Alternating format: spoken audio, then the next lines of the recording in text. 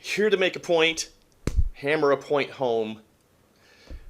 Ground rods, are we putting them far enough apart?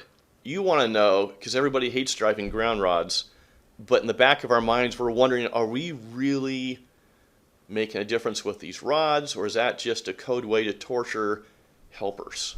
We'll find out.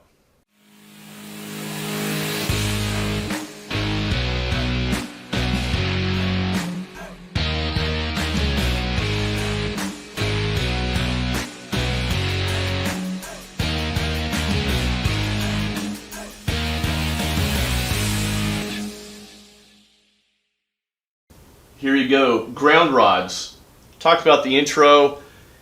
Nothing generates more stories, right, than driving a ground rod and a ground rod going crazy. Because this whole picture of we stand a ground rod straight up and drive it straight down. You may live in the promised land. Here in Texas, ground rods don't go that way most of the time. But part of this rabbit hole I do want to go down, besides hearing your stories, right, is in particular, it's from a conversation I had yesterday with Inspector.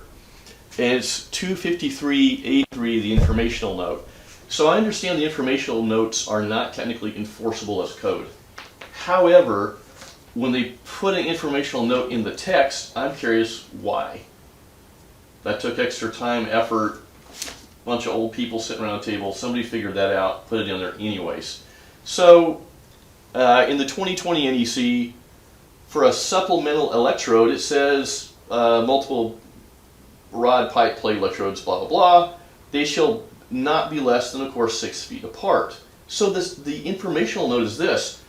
The paralleling efficiency of rods is increased by spacing them twice the length of the longest rod. So I have questions. I only came across this informational note pretty recently, I think maybe last year at most. So all these years, didn't even realize it was there. It's like, hey, try that rod, make it 6 foot 1 inch, bada bing, we're good. But it kept coming up across, and so really, let's draw some pictures. So here's our panel. Here's panel, beautiful panel, probably a square DQO, could be a Siemens. All right, here is our grounding electrode conductor, goes to our first rod. Let's use glue on the rods. Here's our 8-foot rod. We keep going. Okay, 73 inches because we're just barely meeting the code requirement. Okay, another 8-foot rod. So let's draw this. This is again, we are greater than 6 feet apart. Okay. But the informational note was telling us that the paralleling efficiency was increased by putting these rods at least twice the length of the longest rod. So from what we usually do, that means this other rod would be out here 16 feet away. 8-foot rod, that's 6 feet, that's 12, just for the sake of scale. I'll put our other rod out here. This is rod number 2. This is number 2 far away. So here's my question, and maybe some of you guys who are the engineer guys, or you've been doing this longer, or you've got a big ugly red tag and had to work through it, which is how I learn a lot of things. Why would they put the informational note here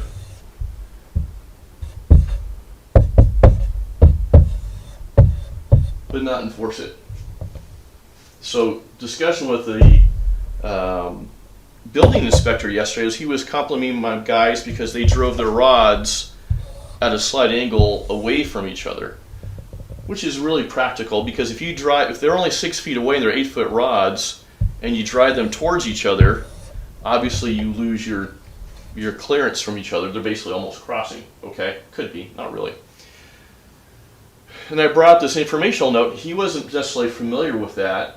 But we were talking about that, and the point, again, the question being is if it's in the informational note and they're saying it's increasing the efficiency by spreading these rods apart, then why not make that the standard? So I'm looking for input because I went down the rabbit hole with that on the engineering side with the sketches of all the electromagnetic fields around the rods. But here's a couple questions. Here's what I came up with. So if we did this and had greater paralleling efficiency, how would it increase, I'm just going to say, how would it benefit the homeowner or our client? How does it make their system better? The other thing was, with all the rabbit holes we dove down head first on surge protectors, would the greater distance apart, would that affect surge protector performance? Because we are, in theory, creating a much better path to Earth. Okay? And that was really all my questions, because the rest after that I just keep deferring back to ground rod stories. Okay? So this, if you guys would look at this informational note, again, I know it's not enforceable, but it has come up on a couple items before. So whether if they're gonna, again, have that 6-foot interval as the standard or greater, then why mention doubled length of the rods at all? What's the context that for us as electricians or installing a system that's bonded to Earth, why does it make a difference? Okay.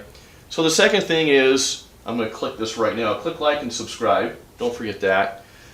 The other thing is stories.